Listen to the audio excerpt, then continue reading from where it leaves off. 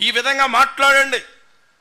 మీరు ఈ విధంగా చేస్తే ఏం జరుగుద్దో తర్వాత చెప్తాను. మీరు అయ్యగారు చెప్తారు, అమ్మ ప్రార్థిస్తున్నారా, ప్రార్థన చేయండి, ప్రార్థన చేస్తే ఏమవుద్దో, ఏమవుతుంది? ప్రార్థన విజయాన్ని తీసుకొస్తుంది. ఆమెన్.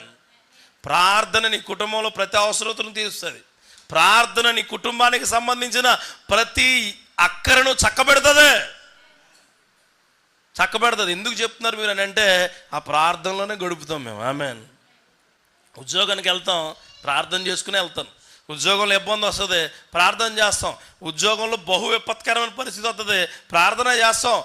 కుటుంబంలో విపత్తు వస్తుంది, ప్రార్థన చేస్తాం. కుటుంబంలో వేదన వస్తుంది, ప్రార్థన చేస్తాం. సంఘానికి వెళ్ళి వాక్యం చెప్పాలి, ప్రార్థన చేస్తాం. నడువు లాగుద్ది, కళ్ళు లాగుద్ది, తలనొప్పి వస్తుంది, గొంతు బాగోదు, జలుబు వస్తుంది, ప్రార్థన చేస్తాం. ప్రార్థన చేసే ప్రతి ఒక్కడు విజయమే తీసుకుంటాడో గుర్తుపెట్టుకో.